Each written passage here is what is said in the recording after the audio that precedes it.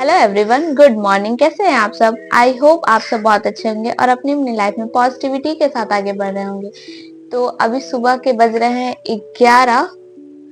Actually ये घड़ी मेरा 10 मिनट फास्ट है, तो अभी 11 ही बज रहे हैं। और मैं अभी घर के सारे काम करके नहा धो ली हूँ और अभी मैं जा रही हूँ पूजा करने।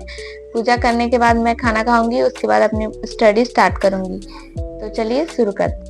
तो अभी मैं पूजा करने आ गई थी और पूजा करने के बाद काफ़ी पॉजिटिव वाइब्स आती है और मन काफ़ी शांत और मतलब रिलैक्स लगता है।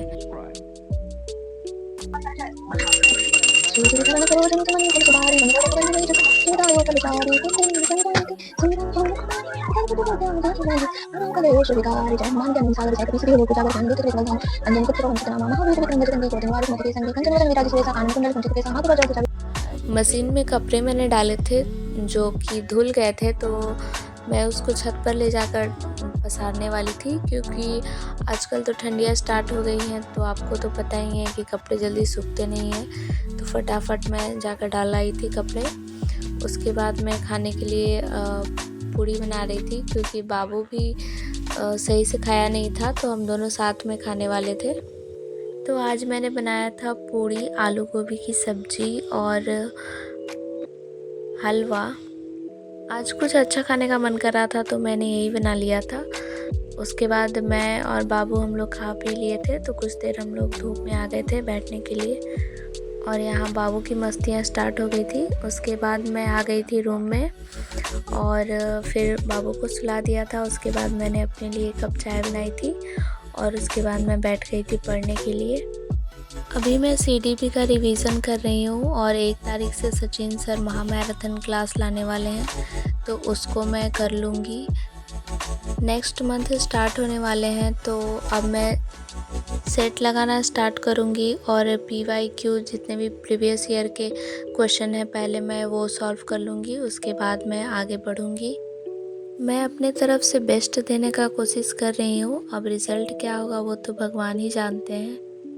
कभी कभी बच्चे के साथ पढ़ाई करना बहुत डिफ़िकल्ट हो जाता है। हम चाह कर भी नहीं पढ़ाई कर पाते हैं और मुझे काफ़ी रिग्रेट फील होता है कि मैं पढ़ना तो चाहती हूँ लेकिन पढ़ नहीं पाती हूँ, क्योंकि क्या होता है ना कि बच्चे को भी देखना होता है। वो अकेले है तो उसकी केयर तो कौन करेगा, मैं ही करूँगी ना, दूसरा तो कोई आएगा नहीं केयर करने। पढ़ाई के साथ बच्चे की केयर करना बहुत डिफ़िकल्ट हो जाता है और बच्चे हमारे जैसे जैसे बड़े हो रहे हैं ना, वैसे वैसे वो काफ़ी हमें तंग कर रहे हैं और पढ़ाई करने नहीं देते। जो लोग अनमैरिड हैं उनको मैं यही सलाह दूंगी कि आपके पास बहुत अच्छा अपॉर्चुनिटी है कि आपके ऊपर कोई रिस्पॉन्सिबिलिटी नहीं है, तो आप प्लीज़ अच्छे से पढ़ाई करें और अपने एग्ज़ाम को क्लियर करें, क्योंकि शादी के बाद से पढ़ाई करना बहुत डिफ़िकल्ट हो जाता है और बच्चे के बाद तो और भी ज़्यादा डिफ़िकल्ट हो जाता है। तो यहाँ मैं चाय पीते हुए अपने नोट्स को देख रही थी और उसको रिवाइज़ कर रही थी कि मुझे कितना याद है और कितना नहीं याद है।